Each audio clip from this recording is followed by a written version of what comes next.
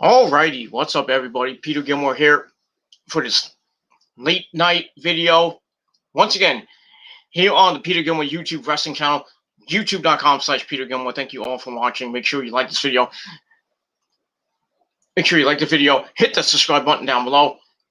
Excuse me. Hit the subscribe button down below.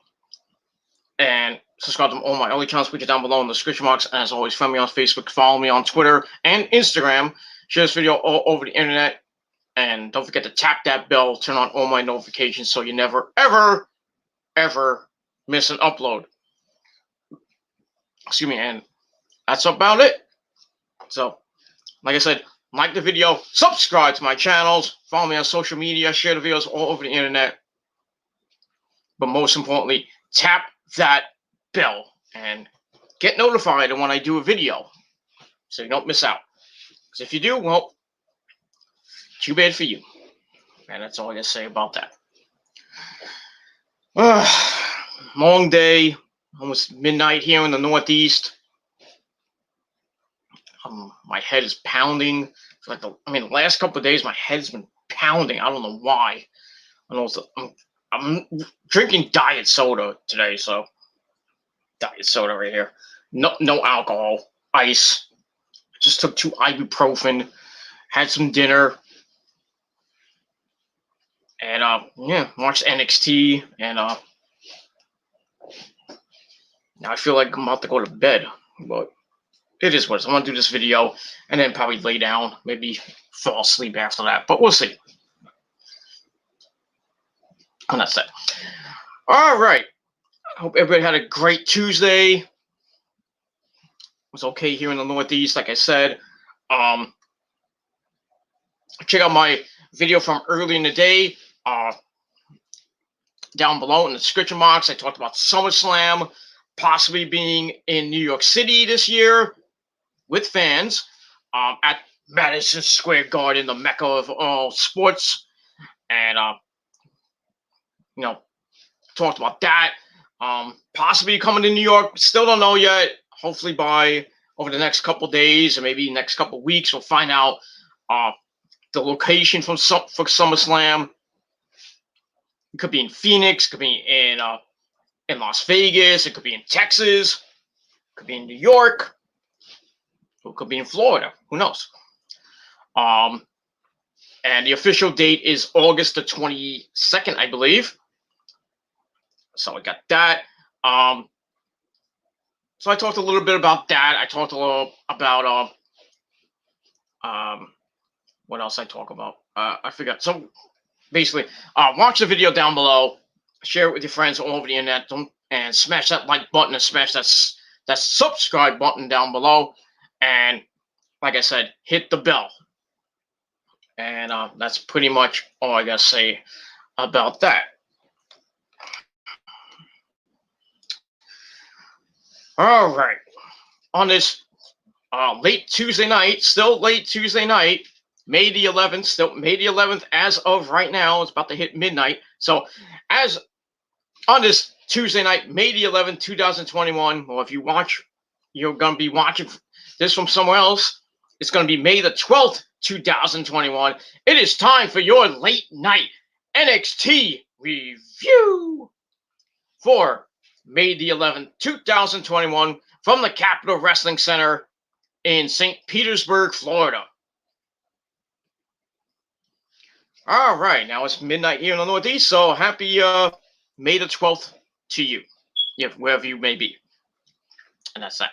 All right, so NXT tonight, pretty good show as always on Tuesday nights. I think, and WWE and NXT has found a good home on Tuesday nights.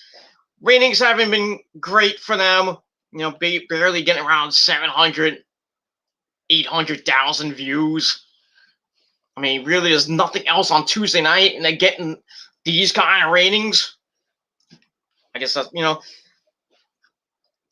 just the same old thing, Wrestling has gotten stale, and especially with the WWE right now. And, Raw sucked last night, even though the ratings went down just a little bit. SmackDown did a 2.29 last week.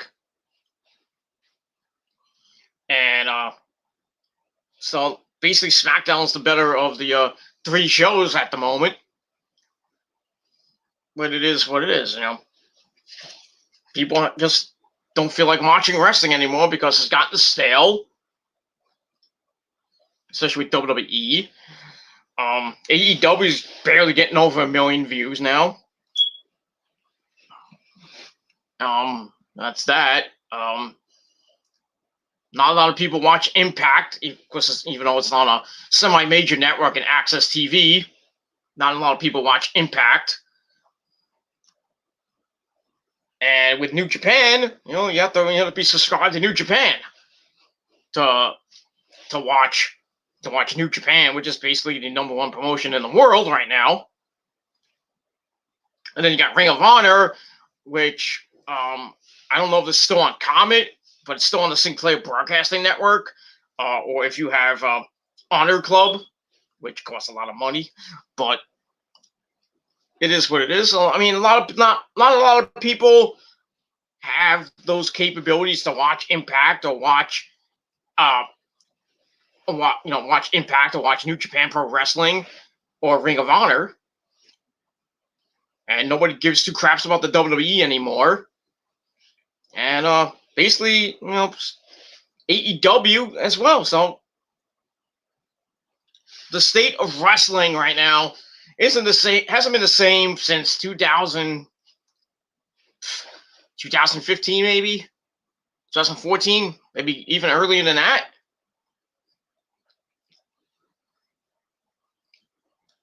But still, it is what it is, and that's all I can say about that. So. But still, wrestling will be around until most of us people, like myself, will be around, for generations to generations, after I die, the generation that came before me, the millennials, that were born like the late 90s or in the 2000s. They'll grow up and watch the WWE, which will probably still be around. I don't know. Because Vince McMahon will be dead and buried by then.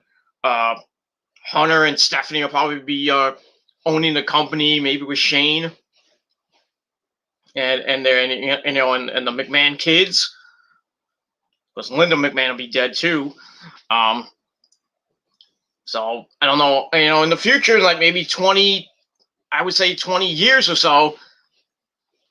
Who knows what the WWE is going to be in the next 20 years?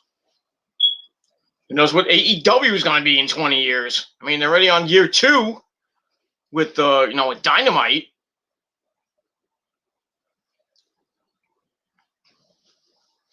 Who knows what's going to happen with them? Young Bucks won't be young anymore. That's for sure. They'll be the old Bucks. But it is what it is. Kenny be older, Cody be older, and basically everybody be older. Jericho will be like 70 years old and retired. Yeah, most of the the guys that are there now are going to be old farts in 20 years, and the men and women that appear on Dark and Dark Elevation, they'll probably be like 20 years older. They're probably in their 40s, maybe 50s. Maybe they'll be the future of AEW. Who knows? New Japan will probably still be around, kicking ass. Impact, I don't know. I don't know with Impact. Ring of Honor, I don't know as well. Right now, Kerry Silken, I think is like in his late 70s, I think. So 20 years, Kerry Silken will probably be, sadly, he'll be gone. And I don't know if how old Joe Goff is, but I don't know if he'll still be running the company or if Ring of Honor will be a company in 20 years. So the future for wrestling kind of up in the air. There might only be maybe 2 or 3 companies. WWE, which probably will never, end. probably maybe AEW. With the Bucks will probably still be. Bucks will be around. Owning the company with Cody and Kenny and company. So I think AEW might be around for the next 20 years. Who knows? Impact, I have no idea. And Ring of Honor, that's up in the air. And New Japan will probably still be around. So basically, WWE, AEW, and New Japan in 20 years will probably still be around. Unless, in 20 years, there's a new promotion coming out that's going to be competing against, WWE and AEW. But, right now, I can't see that. But, who knows what the future holds. And as our good buddy Doc Brown used to say, the future is whatever you make of it, so make it a good one. So probably the best quote of all time. In one of the best movies of all time. Back to the Future 3. Well, not the movie, I meant the series, the whole freaking series, but number one is out of the trilogy, Back to the Future trilogy, the first one is always the best one. 2 was alright, 3 sucked. I hate Back to the Future 3. I hated it. And I got pissed when it said 2 being included. I was like, oh, come on, just make one more. Go to Back to the Future 4, so they go into like the prehistoric times and shit. Or, just have Marty and Jennifer have kids like in Back to the Future 2. And they, Doc Brown is dead probably. And they kind of, you could do something with that, Marty finds another doctor and they go back to the future or something like that. Maybe Doc Brown's has a kid or something. His kids in, Back to the Future 3, Jules and Vern. Maybe they grew up, to be like Doc Brown. Who knows? I'm just making things up off the fly, but, they want to reboot the fucking series and have, Michael J. Fox and Christopher Lloyd in as cameos. Dumb! You can't touch a fucking classic movie like Back to the Future. You can't touch that. It's like rebooting The Godfather. You can't do that because half of the people that were in the movie are mostly dead. Marlon Brando, I think, is dead. But Al Pacino's still alive. Joe Pesci and that was, I'm thinking Goodfellas. Sorry. Al Pacino is still alive. He's going to be dead, in the next 15, maybe 10, 15 years. Who knows? Robert De Niro's still alive. He'll be gone if they reboot it. They have to, if you want to do a reboot of The Godfather, which is not a great idea, or Goodfellas, not a great idea. So you can't touch the 80s classics. You can't. You just can't. I know they did Pet Sematary, which, the remake was eh. And they did Carrie, the reboot of Carrie, and that sucked. I'm sorry. I didn't like the new version of Carrie. I hated it. It was garbage. But like I said, you can't touch the 80s classics. You can't. You can't reboot them. I mean, it's like the horror movies when they rebooted Halloween. I mean, when, the first time they rebooted Halloween with, the Rob Zombie Halloweens, the 2 of them. The first one was kind of, The second one was actually the better one. And now they rebooted it a second time. And, the Halloween 20 years, what was it called? Halloween 20 years later or whatever it was called. When, they brought back Jamie Lynn Curtis. That was actually good. A new Halloween's coming out this year, Halloween Kills. And then I think the year after that, Halloween Ends. So they're going to basically end the franchise. Though Michael Myers can't really die. But somehow he's actually going to die. I mean, for good. Same thing with, Freddy Krueger. They rebooted it. And, with the guy that was in Bad News Bears as Freddy, he looked like a fucking pervert, but that wasn't great. So I don't know if they're going to reboot that. again. Friday the 13th, they rebooted that. The remake wasn't great. I mean, they rebooted Texas Chainsaw Massacre. Most of those remakes weren't that great. Chucky, they're doing the same thing. Probably won't be great. They're making a new Saw. Like Saw 9. It's not called Saw 9. It's called Saw 9, but the title is called Spiral with Chris Rock. It looks pretty damn good, but I miss Jigsaw. That's just my opinion. Yeah, horror movies have basically movies have if you want to make a remake from the old days, can't do it. It is what. All right, enough about the movies. Let's talk about some wrestling, motherfuckers. All right, so yeah, thank you for the dislike, douchebag. You don't like me talking about other things? Then don't watch the video, fucking bitch. 1 second. This is what I think of my haters. Ha! 50 American. I digress. All right. So tonight's NXT, pretty good as always. Get my notes. I got more in order. SVU on. That's on my phone. But this was. But good show. All right. So we start off NXT tonight, and we had some pretty good matches tonight on the show. We had Killer Kross and Austin Theory. We had Raquel Gonzalez defending the NXT.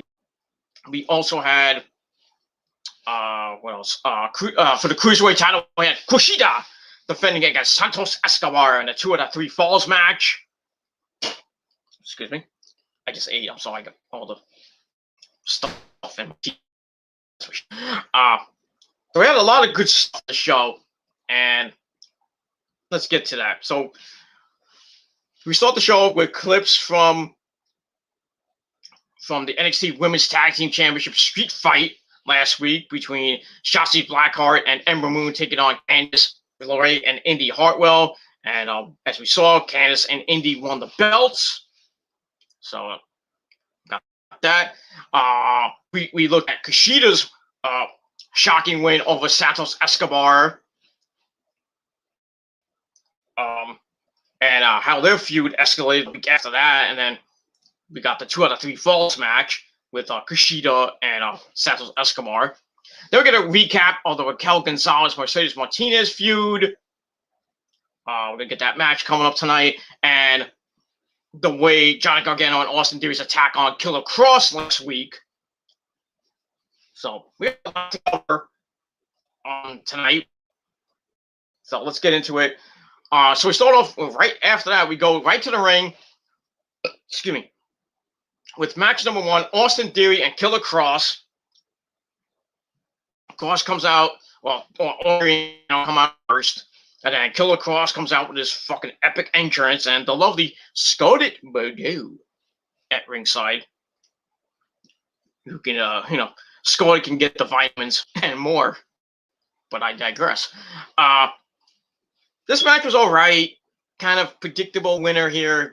What's going to happen. But Austin kind of gave him a little bit of a run for his money. But still, I think the winner here. So it starts off with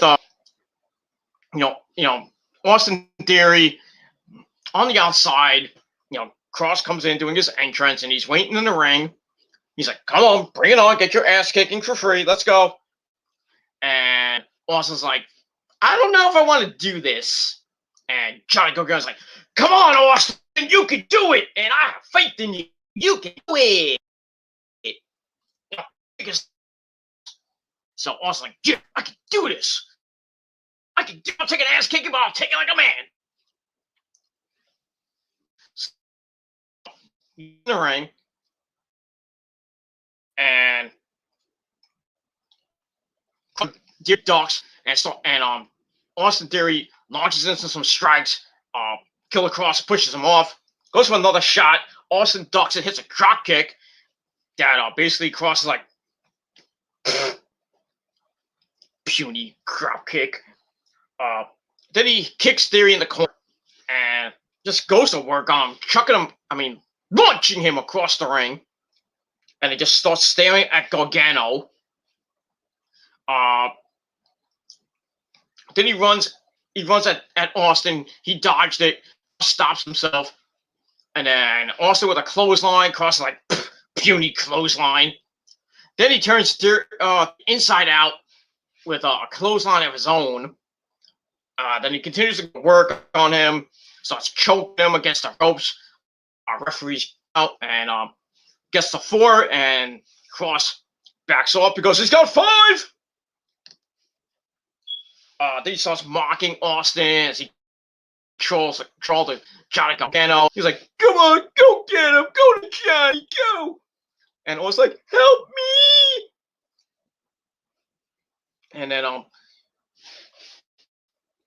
puts his out, and then he puts it on the mat. Killer Cross just takes his boot and just stomps his hand. Ow. They just goes to work again, just beating him up with a knee lift, launches Theory in the corner. He goes to charge in. Theory gets the foot up, but then he charges right into a big Saito suplex. Goes for another one. Gargano distracts the ref, and Austin rakes the eyes. They go outside. Cross tries to swinging. He can't see where he's going. And then Austin sends Killer Cross face first into the plexiglass. Then he hits a sitting DDT on the floor. It made a big thud. And then it looked like they're about to get counted out. And Theory rolls in at the count of 9. And the dumbbell Austin Theory rolls back out to reset the count. And I'm thinking, you had the match won, you moron. You could have picked up a big upset and you roll out fucking ring at 9. Dummy. Yeah. So anyway, he picks up Theory. Cross picks Theory up.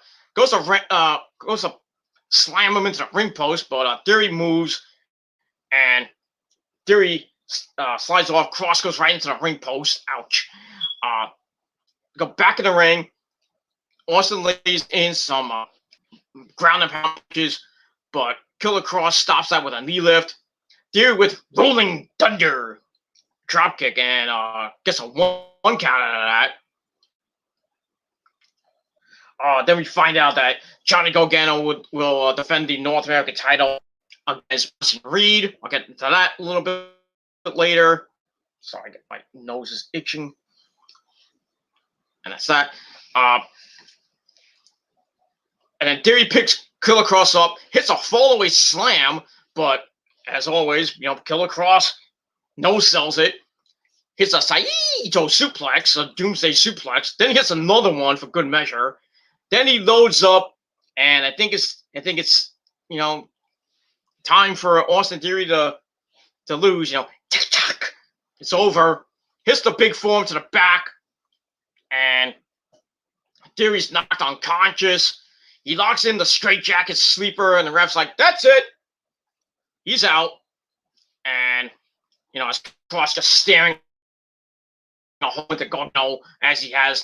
We barely had the hold on, and the referee's like, "That's it." So Killer Cross gets the win. Kind of an extended squash match, if you will. Still 2.5 out of 5 stars. And that's all I got to say about that. And we move on. Sorry, my allergies are killing me right now. And my neck, my head is so pain. Ugh. I don't know how I'm going to sleep tonight. I woke up this morning with a humongous headache. It is what it is. Anyway, after the match, Cross stares at Gargano and Austin on the ramp. And then Cross is like, he feels something behind him. And I'm thinking of having, the Finn Balor, when Finn Balor and when Killer Cross came back, he was like, "What took you so long?" So basically, Killer Cross has that same feeling, and looks behind him. We see Finn Balor right next to him, and they stare at each other. I'm done waiting in line, and I want my rematch. Cross is like, "I want it too. Let's do this." And Balor says, "Done." And he's like, "That's it. I'm out of here." So we're gonna get the rematch between Killer Cross and Finn Balor for the NXT World Title, and I'll tell you when that match will be in a little bit. I thought it was gonna be a takeover, but I'll tell you when it's gonna be in just a minute. So we move on from there. So I gave 2.25 out of 5 and the aftermath as well.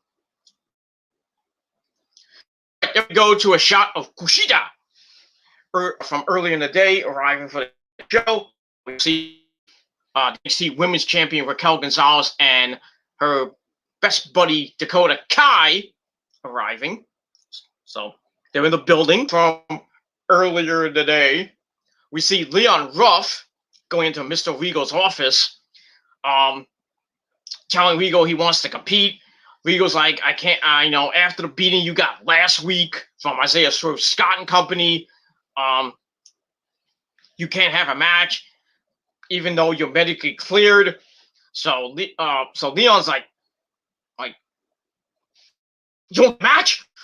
So just gets really pissed, going berserk in his office, knocking everything over. Regal gets to leave, or there will be consequences, and that's that. So yeah, if I'm Leon Ruff, I think I should take the night off. But being Leon Ruff being the the competitor he is, he wants a match. We'll see what happens with that. Let me move on. So I gave that 2.25 out of 5 stars, and that's all right. Then we go to back to match number 2, non-title tag team match. We got the champs SK, Ash Carter, and Lee taking on of Tyler Breeze and Fandango. But you knew that. This was a fun match. Not great, but it was fun. It's also with Wesley starting against Tyler Breeze. They locked. Hey, this is Andre! Yay! Okay. Lee takes back control, takes Tyler down, goes up. They go off the ropes a little bit. Lee leapfrogs, comes off the ropes, goes for a suplex. Tyler counters. Lee slips out. They both go for a super kick, and looks like Wesley got hit in the face with it. So Tyler must have hit him. I don't know what happened. It's just like he got caught in the face with it. They both tag out, and then we get Fandango and Nash Carter going at it. They lock up. Wrist lock by Fandango. Carter flips out, whips Fandango into the corner. Fandango floats over and takes Carter down. Goes off the ropes, and Carter hits a big drop kick. Then Fandango comes back with a kick to the gut. Tags in Tyler Breeze. Gets some off the rope action. And Breezango collides. Whoops. Fandango gets sent out of the ring. Tyler goes off the ropes, and the referee leapfrogs. Wait, what is this? PWG? I mean, we got freaking what's his name? I can't think of his name. Rick Knox. I mean, we got Rick Knox doing fucking leapfrogs.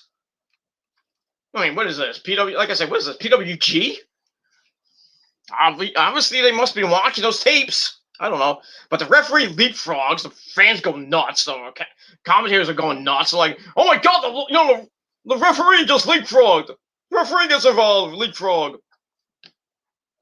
And everybody's staring at the referee, and Breezango was pissed, obviously, because they got upstaged by the referee. Then we go to break. We come back. Fandango's in control of Wesley, sending him into the corner. Lee gets out, hits a kick, flips over Fandango, goes in, but Fandango sends him flying into the corner upside, and takes him down. And gets a near fall of that. Tyler comes in, slingshot Lee, and get the hot tag to Nash Carter. And MSK's in control of Tyler Breeze.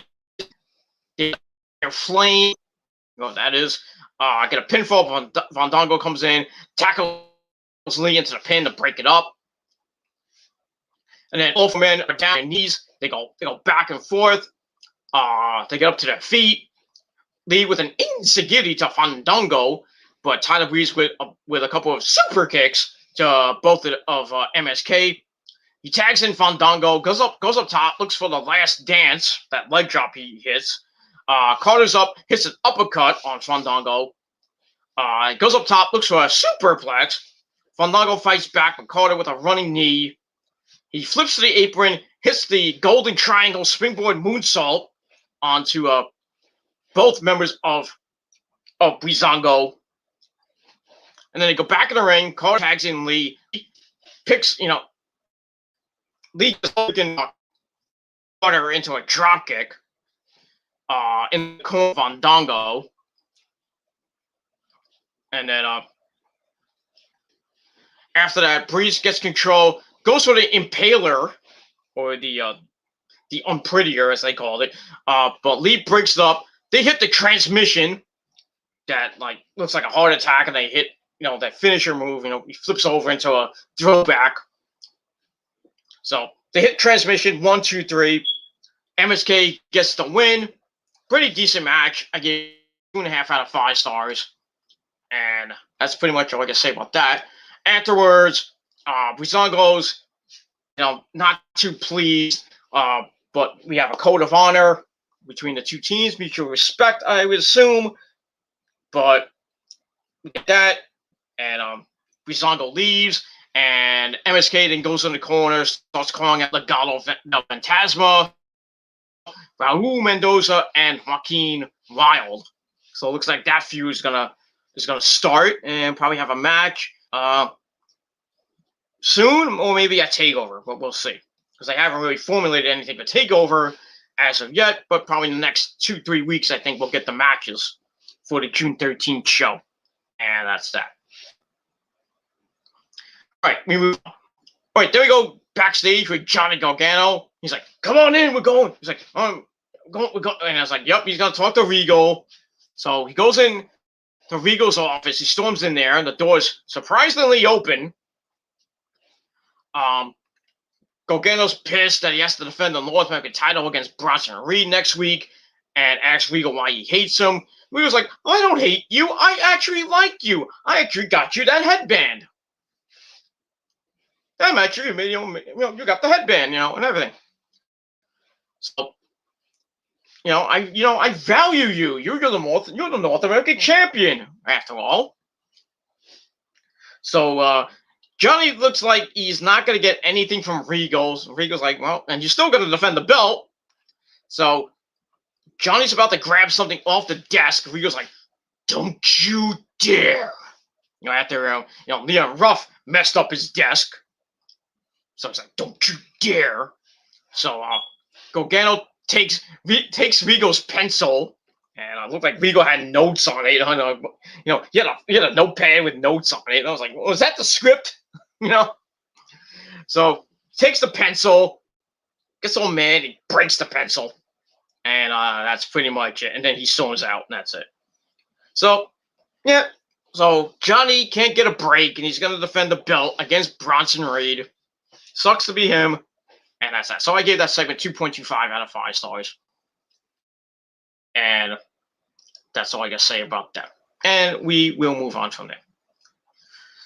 All right, then we see Mercedes Martinez doing some push-ups on a chair backstage. Then we go to the announce position where we have Vic Joseph, Beth fucking Phoenix, and wait about it. I'm afraid I got some bad news for you. Well, the announce team doesn't have bad news. They have some good news. Excuse me. That pressure hurt my fucking throat.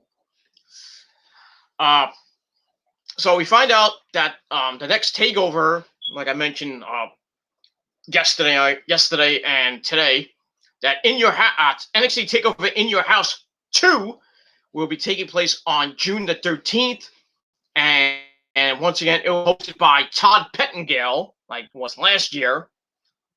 I just hope they had the set this time, like they did last year, which was awesome. But they had I think they had in the Performance Center. But this year they're going to be in the Capitol Wrestling Center, and hopefully they have at least something that looks like the set. But we'll see. And while they're talking about Takeover, we see Everrise with an Everrise rule sign comes down, and Beth Phoenix sees it like, "Hey, it's Everrise! They got the podcast and everything. You guys want to come out over here?" I'm like, okay, but Everrise rules. It is what it is. So, yeah, they have a podcast. I don't listen to it. Not that anybody I know does besides Kevin Owens. And that's pretty much all I gotta say about that. Yeah, that's that. Anyway, so I gave really rate all that, but that's that.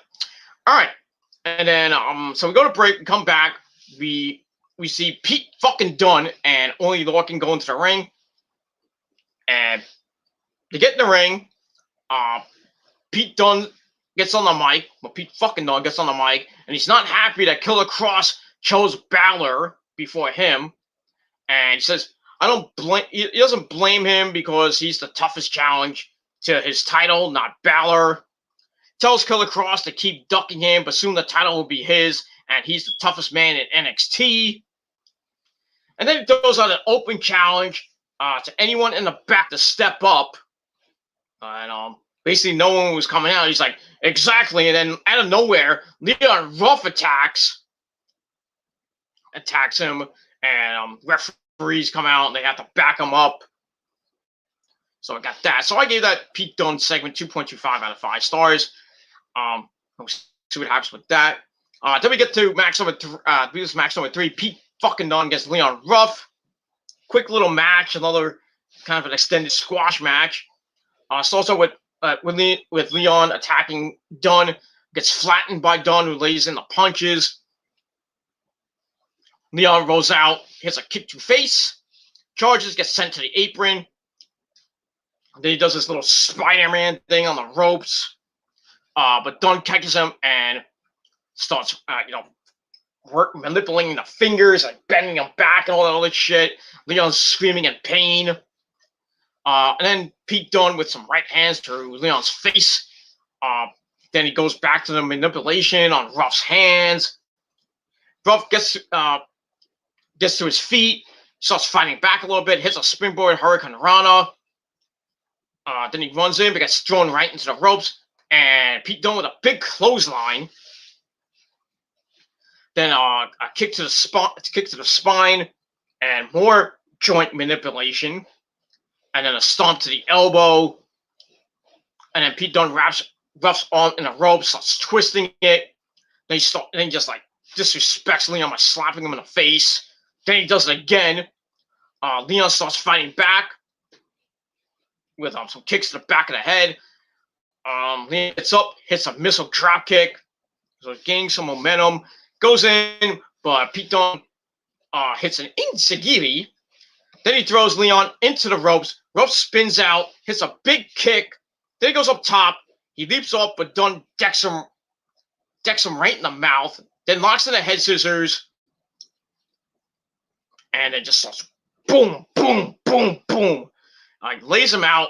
Leon's out cold. And the referee once again calls for the bell. So we get not one, but 2 ref stoppages tonight.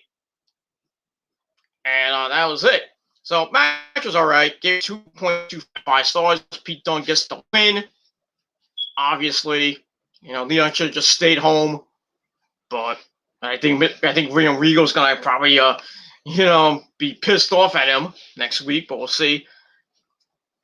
And that's that. Afterwards, Pete Dunne isn't done. No pun intended. Takes Leon's fingers, snaps them again, and then Pete Dunne saw some snack. He leaves as referees, check on Leon, and that's it. So thanks for coming, Leon. Rough, 3-minute match, filler match, but it is what it is. Pete Dunne continues his winning ways, and we'll see what happens with him, as we move on. And Killer Kross is ducking him right now, so I don't know what's going to happen. I assume that after this, Balor and Kross rematch, that obviously Killer Kross is going to win, because I'm not going to give the belt back to Finn Balor. I would think that the next in line will probably be, could be Pete Dunne. Who knows? But Pete Dunne could go after the North American title, even though he's a heel, and go down. So it kind of make no sense unless Bronson Reed wins the belt next week. You could throw Pete Dunne in, and then Pete Dunne wins the belt, and then who knows what's going to happen after that. Pete Dunne might lose the belt to maybe Dexter Lumis or something like that. I don't know.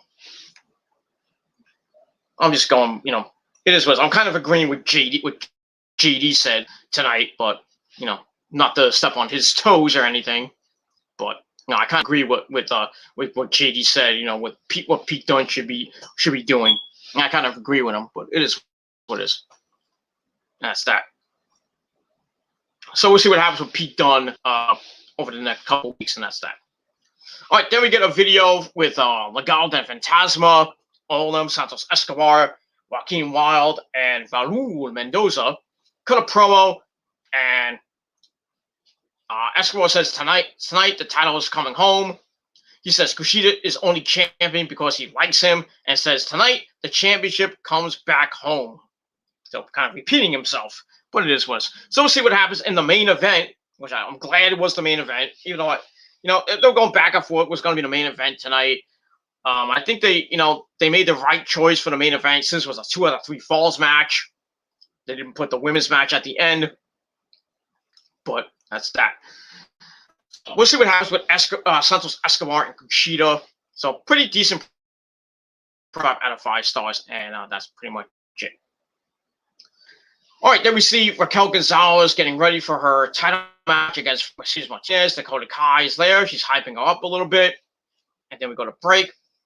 And then we come back. We see a vignette for Frankie Monet, Tyler Valkyrie, hyping a world premiere in 2 weeks, which is going to be her in-ring debut, or debut. So, yeah. So 2 weeks of the Tyler Valkyrie in the ring. Also in 2 weeks, we will have the NXT World Title rematch between Killer Kross and Finn Balor. So it's nice to see that NXT is giving us what's going to happen next week and in 2 weeks. So that's nice. So you don't have to I like to be I personally I like to be surprised what match is going to be on tonight, what's this and that. But at least we find out next week we're going to get Killer Kross and Finn Balor for the NXT title. Watch it. At least they hype next week so they can bring in viewers, which is good. So that's that. So in 2 weeks we get Taya Valkyrie's debut in the ring, and we get the NXT World Title match between Killer Kross and Finn Balor. So that's probably going to be the main event in 2 weeks. So get ready. It's going to be pretty exciting, and that's that. All right, after that, we get to, I believe this is match number 4 for the NXT Women's title. We have Raquel Gonzalez defending against Mercedes Martinez, and Raquel gets was a bad match. Dakota Kai was at ringside, as always. And right off the bat, they go at it like, two Latin women, trying to get them in. No, that's my man. Mommy, no, that's my man. No, he's my man. Yeah, I bought him tacos, It is what it is. They go at it like two bulls. And Mercedes takes control. She clotheslines Raquel out of the ring. It took Raquel a little while to get out of the ring. She was like Mercedes hit her, and then she was supposed to onto the floor. Then she has a SummerSlam clothesline off the apron. Then she scares Dakota Kai off. Starts to lay in some punches to Raquel before rolling in the ring.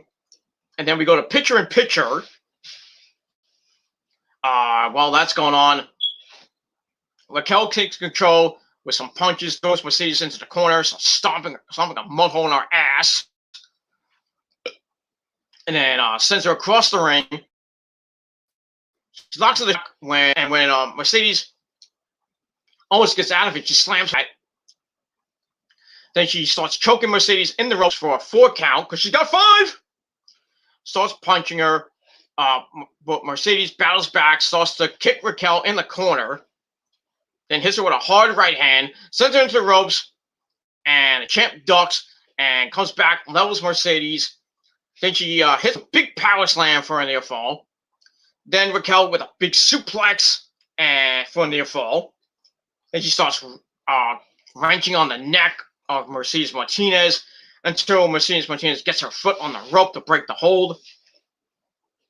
Raquel got mad, slams Martinez back down, covers for a near fall. Then she starts going back to work with some back elbows to the back of the head, I should say. Mercedes gets up and Raquel continues to beat her down on the ropes.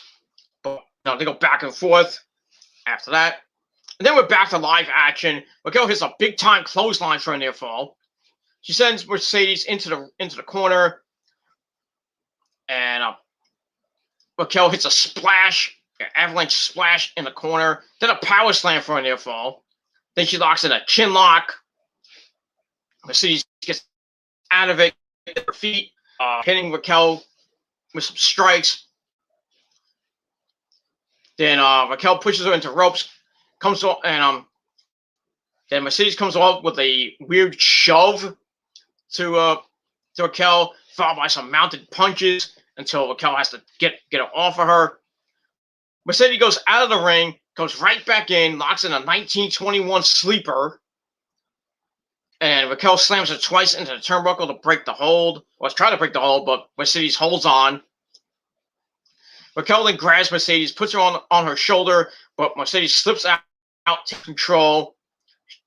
She hits an elevated DDT with Raquel's feet on the top turnbuckle and gets a near fall out of that. And then Mercedes is on the apron waiting for Raquel to get up. Then she hits a big-time spear.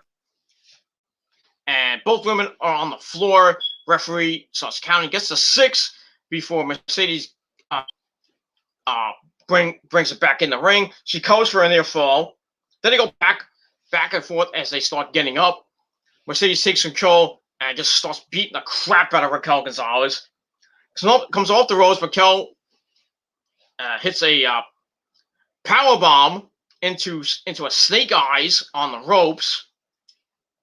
Then she goes over the top to the outside.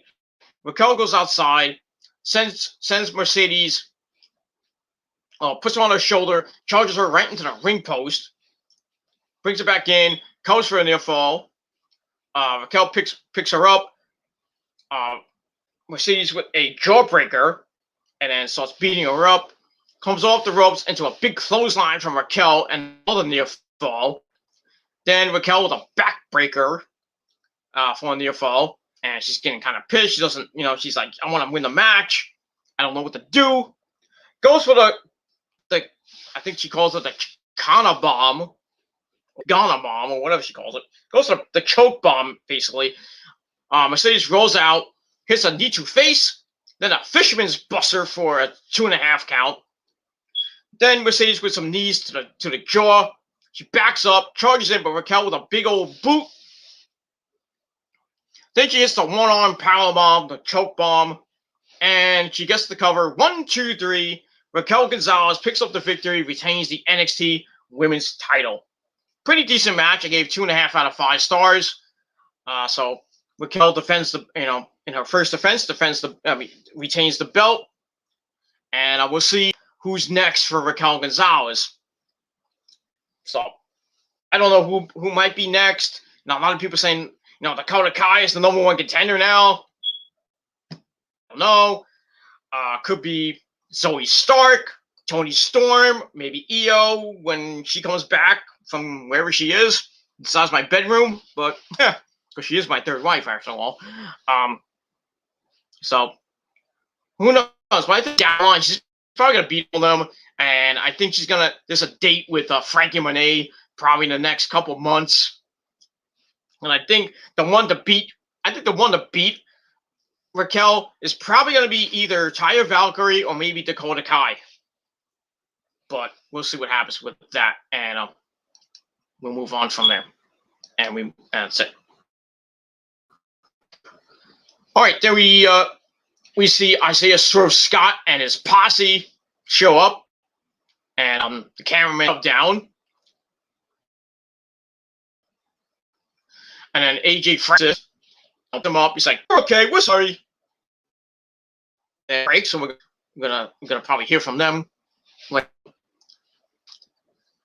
right, then we go to break. We come back. We see Mackenzie Mitchell speed walking down the hall, and then we see Johnny Gargano and Austin Theory being pushed back by security. Steve Corino, Hurricane, Shane Helms, the Hurricane, and Scotty 2 Hotty. Yeah, that was Scotty 2 Hotty. He's in NXT as a like an agent security guard kind of thing. So they back Gargano and Austin Theory back and go to the locker room, and we see they jump Bronson Reed, and they pick him up. They ask him if he's okay. Bronson's like, "Johnny Gargano's dead, man." And that's it. So, Johnny, Johnny, couldn't get the match canceled, so he had wanted to get the advantage, and kind of got it by beating Bronson Reed up in his locker room. But I think it angered the big man, and we'll see what happens next week, and that's that. All right. After that, so I give that 2.25 out of 5. All right, then we go to the ring. We hear the music of Isaiah Swerve Scott. Comes out, and it's on the mic. Says it's about to get spooky here in NXT. Then his new music hits with his new faction called Hit Row. No, not Death Row. With Dr. Drizzy and Snoop Dogg and Tupac and Suge Knight, back in the 90s, because I think, Suge Knight killed Tupac. What it is. So they come out, they get in the ring, his posse comes out. They're pretty decent theme music. It's gotta be, Hit Row's the new faction in NXT. So we got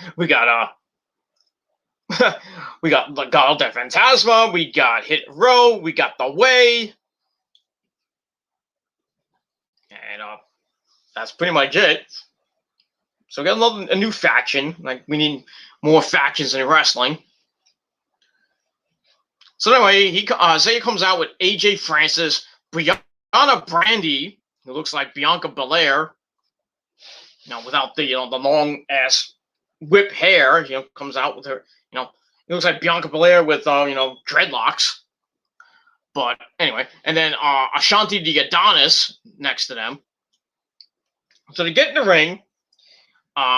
AJ sets up a red chair in the ring. Swerve sits down, gets on the mic, says he'll admit that he made a lot of mistakes in NXT, but his biggest mistake was trying to be something that the people perceived him to be. He's not what he was portraying himself as. Says he's a savage, disrespectful, and a dangerous man. So he recruited some people who think the same way that he did, give some backup. And then AJ Francis, gets on, calls himself Top Dollar, not the, not with the ER, Top Dollar, he does his appearances in the NFL, the United States, NXT, A&E, and he even dropped TNT. I don't remember him on TNT, but I don't know if he was maybe name dropping AEW when I was saying TNT. I don't know, but anyway, starts dropping some rhymes that it's like, who's better than Top Dollar, blah blah blah, and they're like, nobody, trying to rap, but it is what it is. So he asks who's higher than Top Dollar. Everybody says nada, or not nobody. And then Ashanti Adonis starts to speak and says, "Don't try him. Don't come around, or they might get World Star." And then Brianna Brandy gets on the mic for a little bit. Says her name is B-Fab because she is B-Fab. She said she could have lived the life, in the UK, but Swerve called for her, so she came. I bet you did. Then they start mocking Leon Ruff after his loss last week. Swerve, what's in the ring is a problem. He says they produce hits, they're hit row, and if we didn't know, now we know. And knowing is half the battle. G.I. Joe! Sorry. That's that. So we got this new faction, Hit Row. We're gonna see what happens with them over the next coming weeks. Looks to be a pretty decent stable. We'll see what happens with that, and we move on from there. So I gave Swerve and Posse 2.25 out of 5 stars for that. And we move on. All right, then we get to the segment of the night, ladies and gentlemen, and once again we get more interaction with our good buddy Ken Grimes to the moon and the $1 Million Man Ted DiBiase. So this time we go to an auction for a mansion somewhere in Florida, I assume. This was from early in the day. We see some type of auctioning off the house. I thought they were auctioning off the car that Cameron Grimes came out of, but they're auctioning off the house, and the auctioneer starts the bidding at $2 million. So Grimes steps out of the car, says, "Hold the phone. You can't have an auction without me." So he puts in a bid for $2 million. Then they go back and forth, $5 million, $6 million. And, the auctioneer's like, $6 million, $6 million, $6 million, 5, 6, 5, 5, 5. And we hear a rival bidder, who obviously was Ted DiBiase. He calls out $8 million.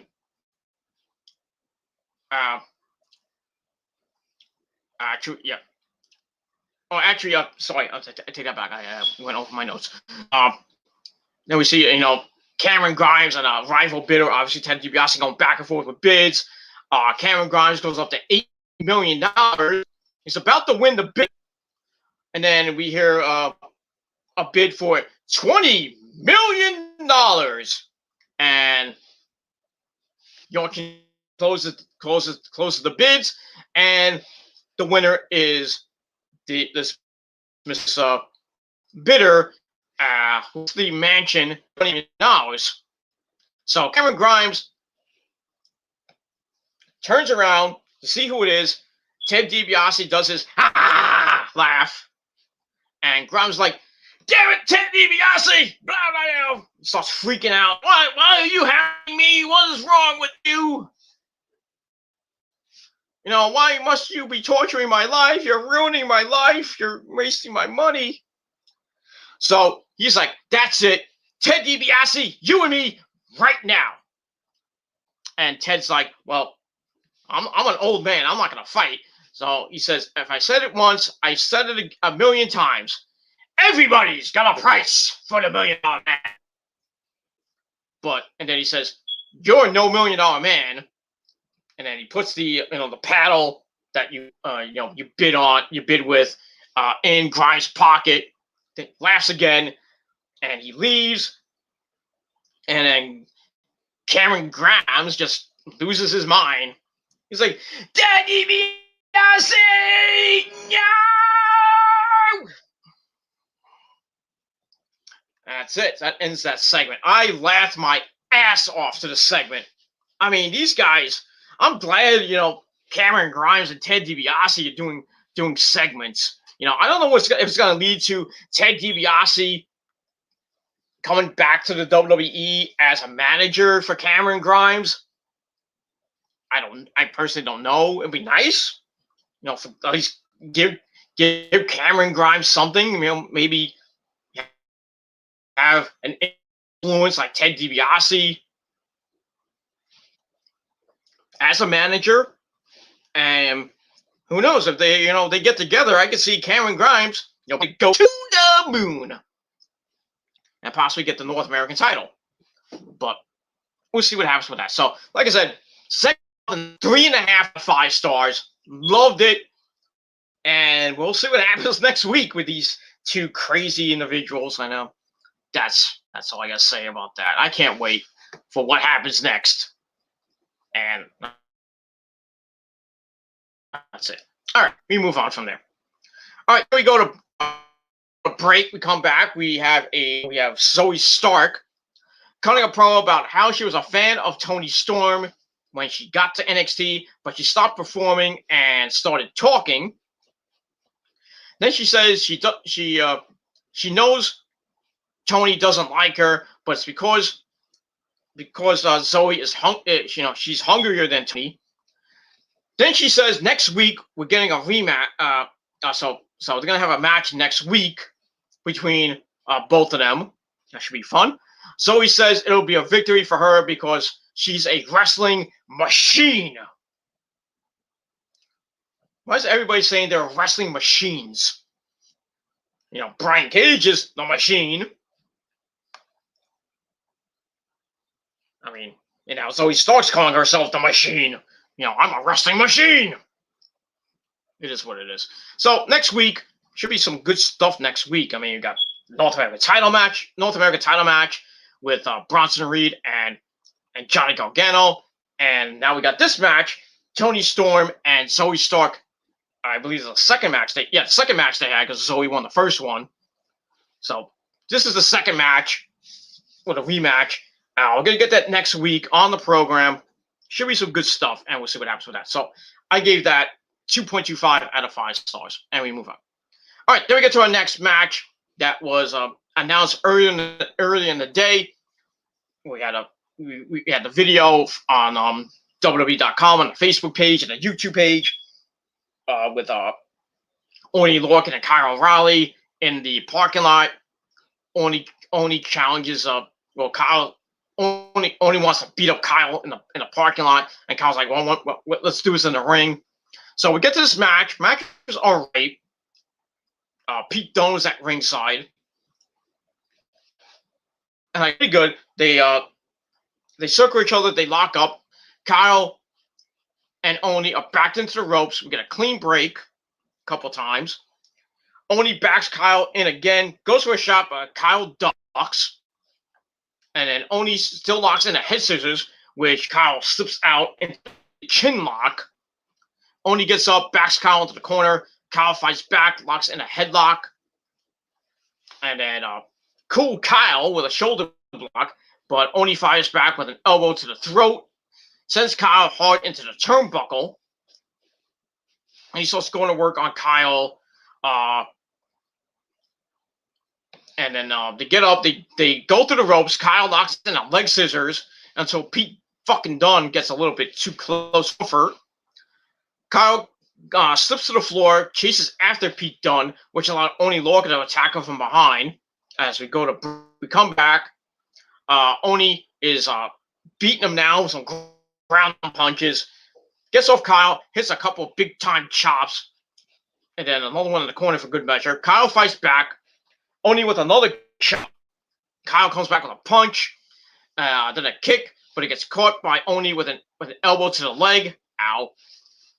Oni backs up, charges in, and we get a knee lift by Kyle. And then Kyle starts doing those rapid fire strikes and the leg sweep combination. Sends Oni into the corner. Kyle charges in with a forearm, and then an arm snap into a suplex and leg scissors. And then Oni gets the ropes. They reset. They start trading shots. Kyle locks in a guillotine. Then it's a big knee. And then he picks up Oni, hits a bling buster. Goes up top and leaps off with the knee back. 1, 2, 3. Cool Kyle O'Reilly picks up another win. And that's pretty much it. Match was alright. Give it 2.25 out of 5 stars. That's that. Afterward, Dunne comes in and they double team Kyle until Bobby Fish, who we haven't seen in months, ever since the Undisputed Era broke up, and I think he got injured during that time. We haven't seen him in months. Bobby Fish is back and takes down Oni, beats up Pete Dunne. Kyle gets up to kick Oni out of the ring. So we have two-fourths of the broken up Undisputed Era in the ring. And they stare at each other, they circle. I'm like, ooh, we're gonna get Red Dragon back! Tag team, yes! I was like, ooh, please reform Red Dragon and put them in the put them in the tag team division, please. But doesn't look like it's gonna happen right away. As Kyle says, it's nice to see you back. But I'm doing my own thing right now. Bobby says it's good to be back. I got my own score to settle, and I'll see you when I see you. So Bobby leaves, and Kyle stands in the ring. So, Kyle's doing his own thing with this cool Kyle gimmick that is kind of dumb. I'd rather him be in, with the Undisputed Era, who really should have never broke up. Good job there, Hunter. And Vince probably thought of the idea. But Kyle on his own, I really don't like. I mean, we saw that in Ring of Honor when he was going after Adam Cole for the Ring of Honor title. And then give him the belt at Final Battle 2016. And then he lost it in Japan or at Wrestle Kingdom. And then after that, that was it. I don't remember seeing Kyle much in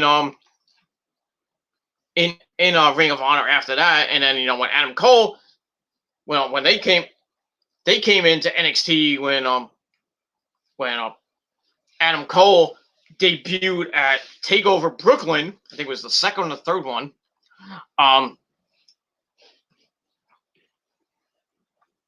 Everybody was there around that time.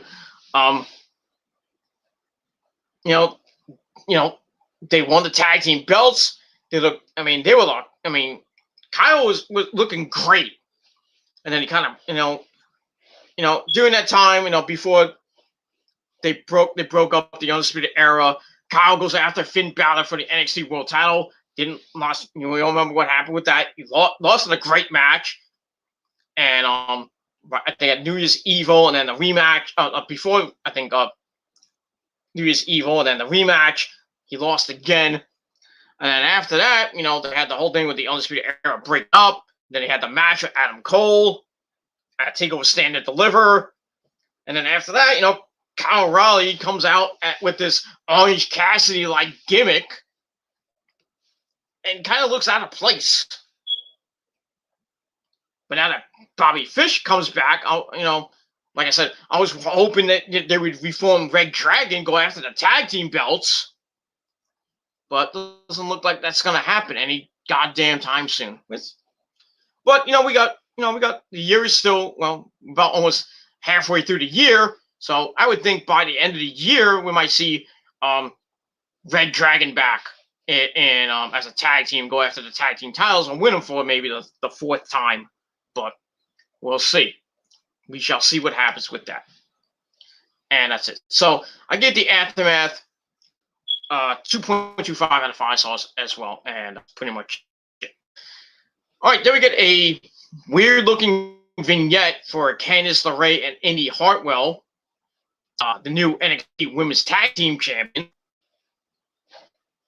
So that's pretty nice. It was kind of cool. Kind of felt like a superhero-type vignette promo. Was what it was. And that's that. All right, then we go backstage. We see Bronson Reed, and he is pissed. I mean, he is pissed. Cuts big time promo saying he's sick of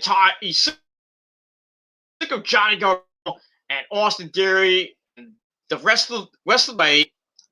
Then he's like, next week, Johnny, you're a dead man, and I'm gonna beat you for the North American title, but not in just any one-on-one match. It's gonna be in a solid steel cage, brother. So yeah, cage match next week for the North American title. So, Bronson's got a little bit of the advantage. Johnny can't run and hide. Austin Theory can't really get involved. And, Candice and Indy, they really can't get involved. So Bronson has a great chance next week to win the North American title. And I hope they give it to him. Because I think he deserves it. And hopefully, if they do give it to him, probably not going to hold on to it for much longer. Not hold on to it for a while. And probably the next in line will probably be Pete fucking Dunne. But we'll see. Or in your house might be Rematch City. Who knows? But that's that.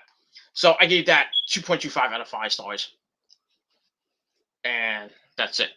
All right, then we get to the main event for the NXT Cruiserweight title. 2 out of 3 falls match. We have Santos Escobar taking on Kushida. This was great. This was a great match between these two guys. Just amazing match. So also with Escobar, who had wrestled Legado del Fantasma at ringside, Raul Mendoza and Joaquin Wilde. They're at ringside. So also with Escobar with a big kick at the bell. Throws Kushida out in the ring.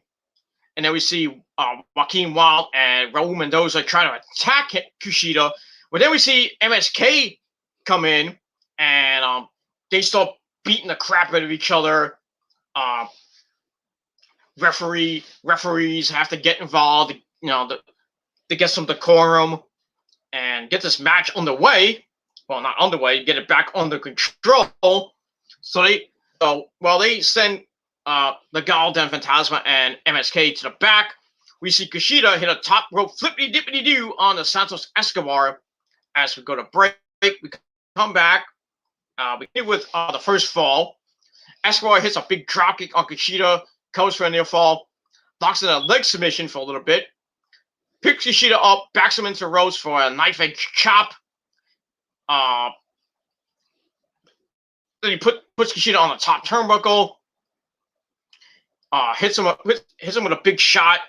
Goes up top for a fireman's carry drop right into the top turnbuckle. Ow. Kushida goes to the outside.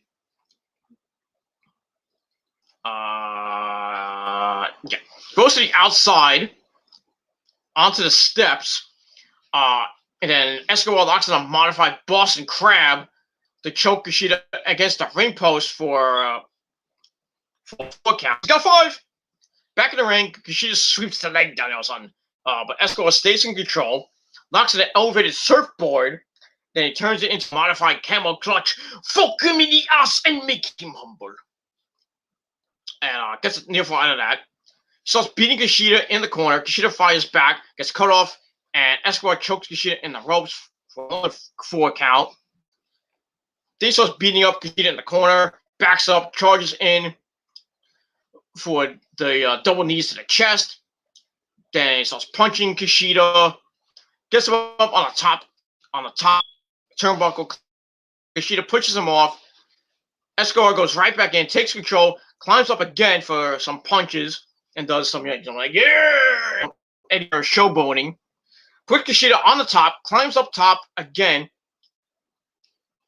goes for a super Karana off the rope, but Kushida reversed it somehow and gets a near fall out of that. Kushida goes back up for a springboard elbow drop and a big kick. But Santos Escobar comes back with a big knee. Then he hits the Phantom Driver. 1, 2, 3. Santos Escobar picks up the first fall. So he's up 1 fall to nothing. So we get the second fall, and that doesn't last that long as Escobar goes in for the shotgun knees. Kushida locks in an arm breaker, and Escobar taps out really quick. So that was that. And I kind of figured that was going to happen since we were, running low on time. And they kind of went over time a little bit, which you don't see on Raw and SmackDown anymore, which sucks. So we tied it 1. So the next fall will win the match. So we'll get the third fall. We'll go to picture-in-picture, and take a couple minutes to recover. Kushida goes in with a diving dropkick to Escobar, starts laying in some punches. We get a wrist lock into a single arm DDT, and Kushida with a leg assisted arm breaker, and then a big kick, and then another arm submission and a slam. So working on that arm and shoulder area of Escobar. Escobar tries to push Kushida away, but Kushida stomps away at him. He goes for Escobar, but Escobar kicks him away. Cover gets a near fall for the champ. Locks in an elbow lock before laying in an elbow to the arm. So continue to work on that arm, like I said. Escobar gets up, tries to fight out of it. When we come back from picture-in-picture, Escobar manages to get them to the outside to break the hold. Kushida goes for it again, but Escobar slams him into the plexiglass. Tries to run, but Kushida catches him. And Kushida gets his arm snapped on the ropes by Escobar, who dives out onto Kushida with a suicide dive. Escobar rolls him in, goes for a near fall. Then another one for another near fall. Then he goes for a double underhook. Kushida counters out. Goes off the ropes. Spins around Escobar's body, plant, and brings him to the ground. Kushida goes to the apron. And climbs up. Hits a knee drop to the elbow. Then another kick. Escobar rolls outside, baseball slide drop kick, which Escobar ducked. Then he hits a single arm DDT on the mat. Ow! Escobar in, and he follows. He gets ready, goes for that weird kick of his. Escobar moved, roll up by Kushida for a near fall. Then he locks in a submission. Escobar rolls over for a near fall. Then they go back and forth with beating each other up and getting some pins for a near fall. Then we get like a jackknife reverse pin by Escobar. Kushida counted it, all in the 2 counts. Like I said, go off the ropes and they go clothesline each other as the fans go nuts. Escobar gets up first. Kushida charges in, but gets put on the top turnbuckle. And Escobar with the Insigiri, he climbs up, goes for a super Phantom Driver off the ropes. But Kushida gets in front, hits an arm drag into the hoverboard lock. That was kind of cool. Escobar tries to get to Rose. Kushida rolls him back in the center of the ring. Tries to lock it back in. Escobar fights it out. He gets it locked in. Escobar fights out of it. Eventually gets to the ropes. Has to break the hold. Kushida goes for the hoverboard lock again.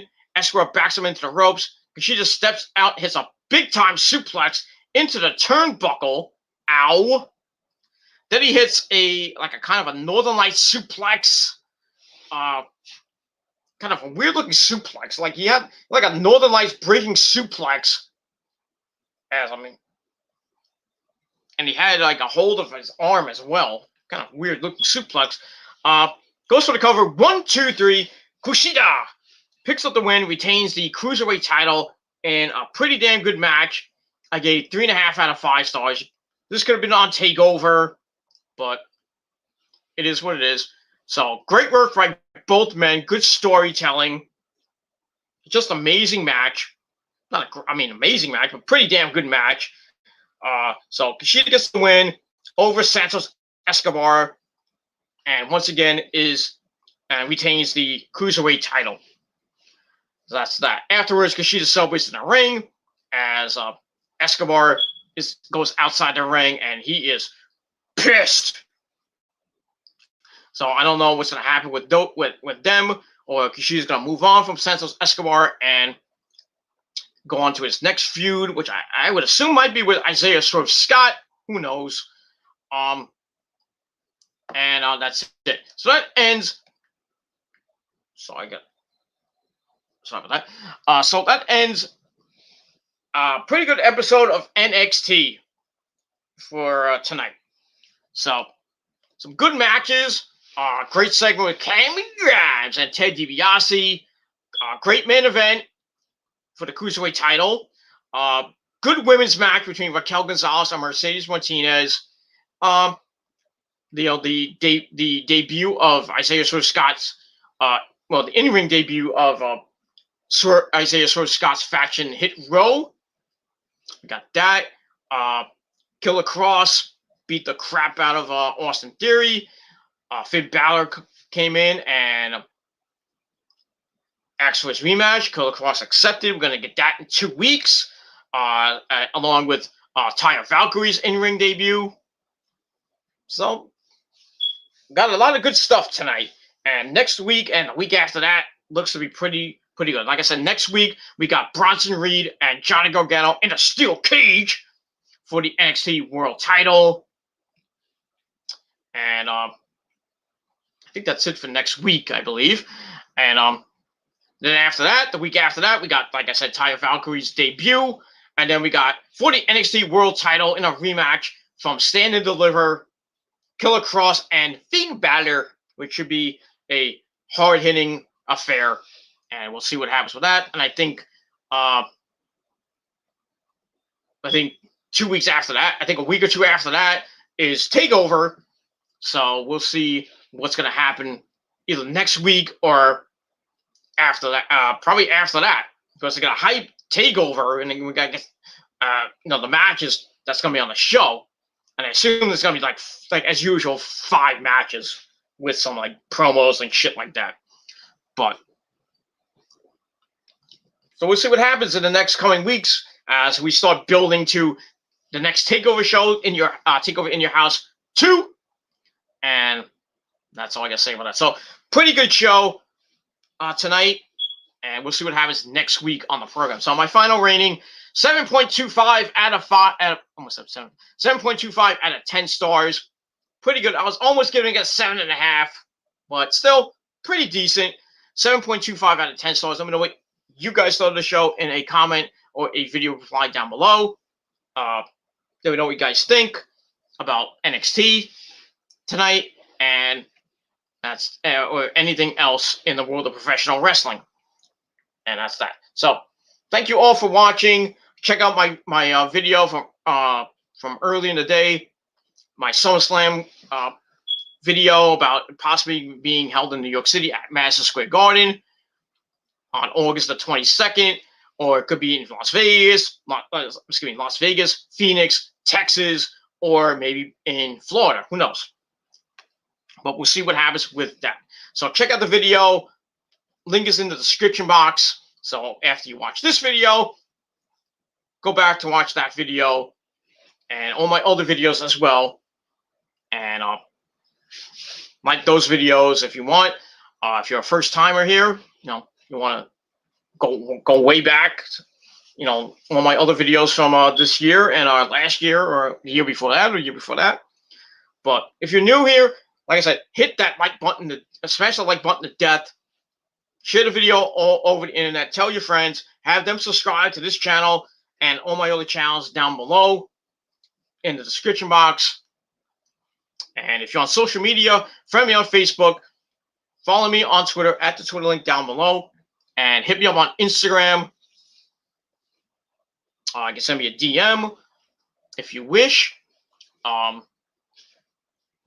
Instagram, if you're on Twitter, you can send me a tweet or a DM. And if you're on Facebook, you can send me a comment on my page or hit me up privately, and we can talk a little bit about wrestling or anything else you want to talk about.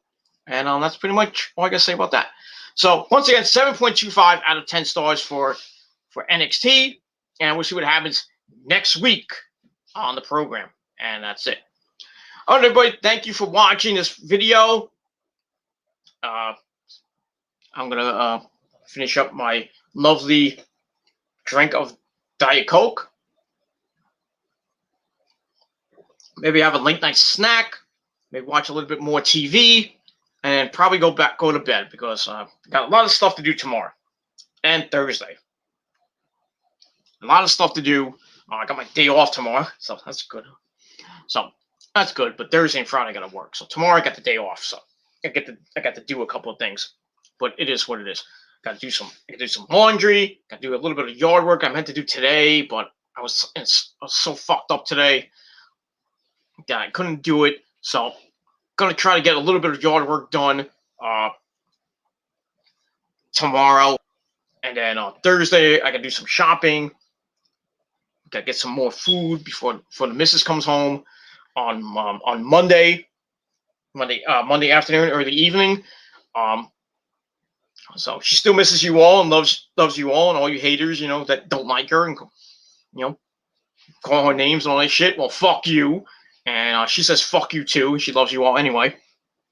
So I got that. So the missus will be back next week to hound me and give me the good sex, and then bother me on my videos. But it is what it is, and that's pretty much it. So tomorrow night. Tomorrow I'll be back tomorrow on this channel once again with my AEW Dynamite review. So check that out. Don't forget to hit the bell to get notified of when I go live tomorrow night after Dynamite goes off the air. Probably around the same time. I'll try to get the video up by. I'm gonna try to get on by 11, maybe 11:30 at night. So we'll see what happens. Maybe I'll get earlier. Who knows? But Met games at 12:10 tomorrow. Speaking of the Mets, the comeback kids again. They do it again. Oh my God! Even though, they had some, found out that Jacob deGrom is on the 10-day injury list, retroactive to Monday, so he's probably gonna miss a start. But we'll see what happens with that. Hopefully, his right side gets better. All the pain that he has gets better, and we hopefully have him for the end of the month. But we'll see what happens. So I think the 10 days, he'll get better. And thankfully, it's not serious. The MRI came out, no structural damage to his lat or his right side and his back. So I think with rest, he'll come back and continue to being the best pitcher in the world. And we'll see what happens with that. But tonight they play the Orioles and Otaku's team, and was a great pitching matchup between John Means, who pitched a no-hitter for the Orioles from last time he was on the mound. He went at it with Marcus Stroman, who had a pretty good game the last time he was on the mound.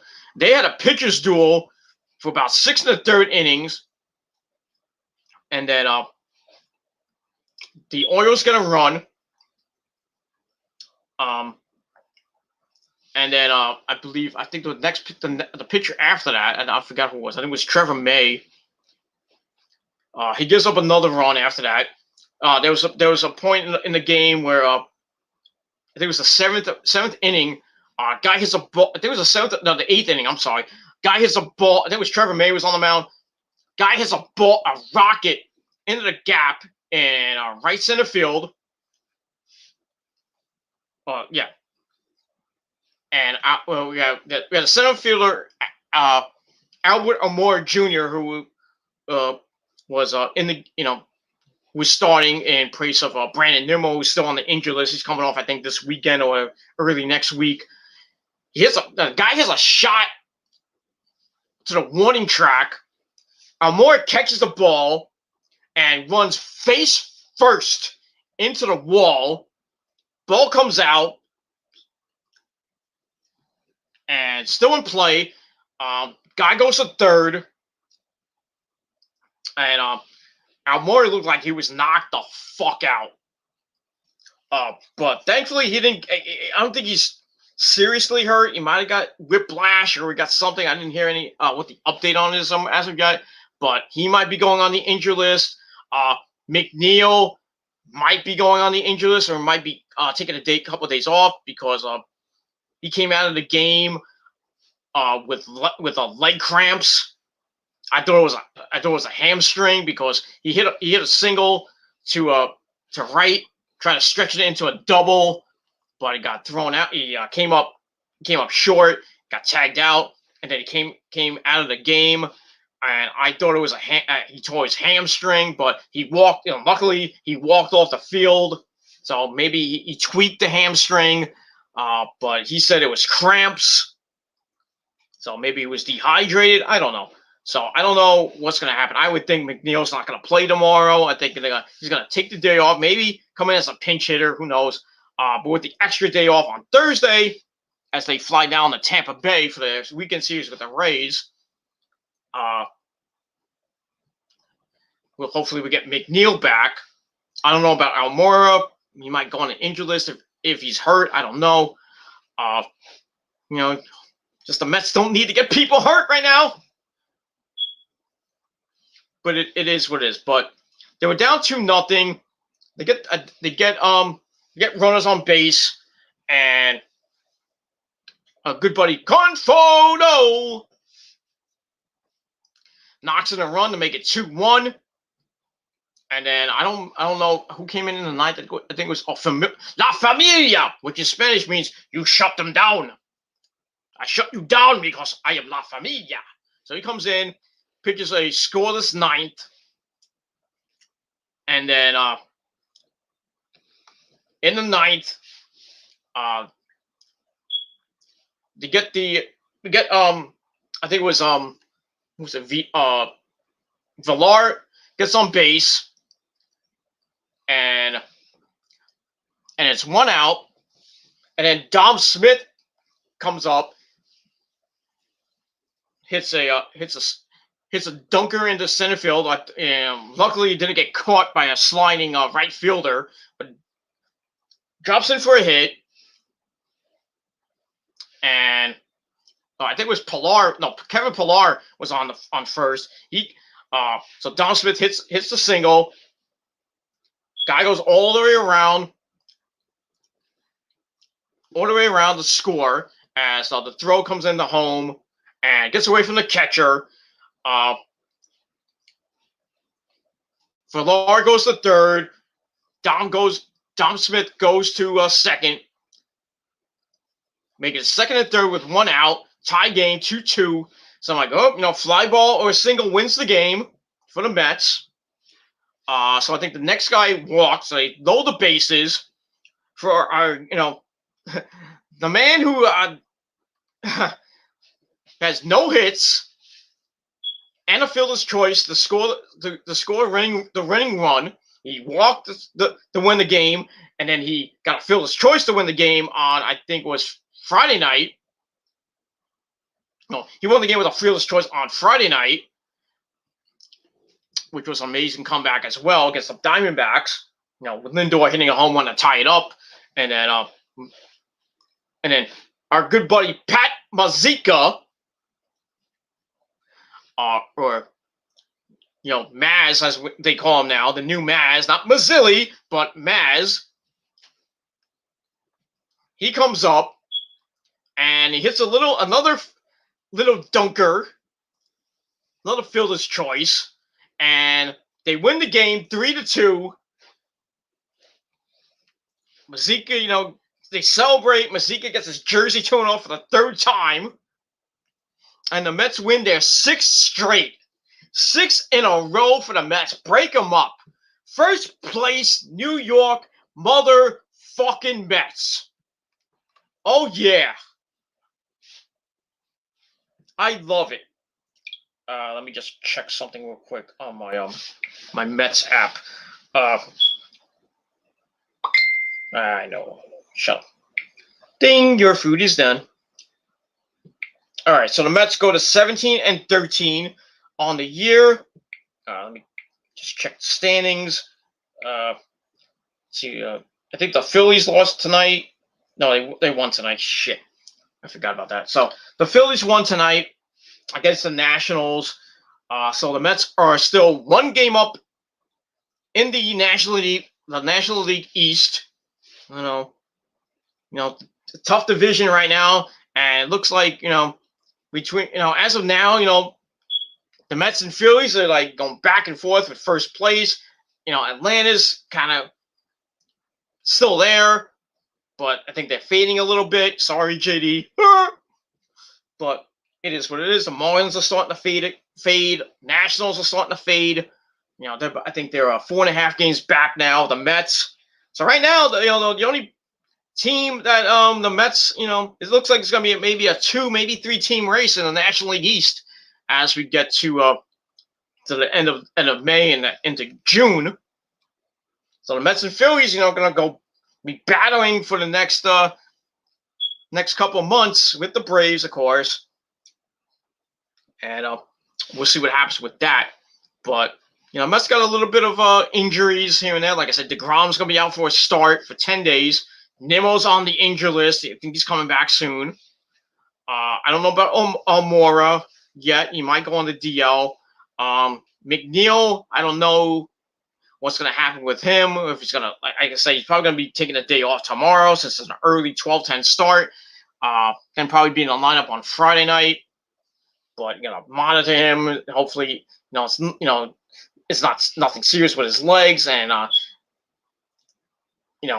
hopefully he can play all 9 innings on Friday and hopefully not hurt himself. Like I said, thankfully it wasn't a tight hamstring injury because you don't want to send him out the next game, and he rips his hamstring and he's out for like 2 weeks or more. So I think, like I said, I think he's gonna be he's gonna take tomorrow off, and I'll probably put Peraza in. I think his name's Jose Peraza in at second base. And I can't put Pilar in. JD Davis is still on the injured list. I don't know when he's coming off the injured list. But so that when he comes back, they'll probably put him at third or put him in the outfield maybe. I don't know. And after that, when June hits, Seth Lugo's coming back soon. Drew Smith came off the injured list. He's going to be in the bullpen. So that bullpen looks pretty damn good. And they've been doing some pretty good shit lately. And I thought they were going to be a mess this year, like they were last year. But Diaz hasn't been that bad. Familia doing some pretty good shit. Miguel Castro doing some good shit. Trevor May doing okay, not bad. Jacob Barnes did okay. That bullpen is pretty damn good. Aaron Loop. They got a pretty damn, bullpen ERA right now. I think they're the best in the league right now. I'm not sure, but they've been doing pretty good the last few games. Mike's out, even with the injury to DeGrom. They had to have like an opener, as they call it. Guy from the long reliever from the bullpen pitch a couple innings. Like they had Tommy Hunter on Saturday. Then Lucchese, the guy that sucks, comes in. Actually didn't do that bad on Saturday night. But they still got him as like a 5th starter, if you will. Not that they need a 5th starter this week, I think. Because they can go with a 4-man rotation this week and maybe next week. So they can rest DeGrom until the end of next week, I believe. So probably be back at the end of next week, I would assume, when he comes off, because I think 10 days from May 10th is May 20th, so he'll come off. He can come off the injured list on May 20th and probably start on May 21st or 22nd. So probably next weekend series, which I think is against the Rockies. DeGrom will be back, DeGrominating as always, so they can go back to a 5-man rotation. And then when June hits, like I said, Lugo's coming back off the injured list to really give that bullpen another arm, and a good punch. I think when Lugo comes back, you can have Castro in the 6th, May in the 7th, and you have Lugo, Familia, and Diaz to finish the game. From like the 6th inning on, you got a pretty damn formidable bullpen. Back of the bullpen, pretty damn fucking good when Lugo comes back. I don't think they're not gonna. I hope they don't put him in the starting rotation.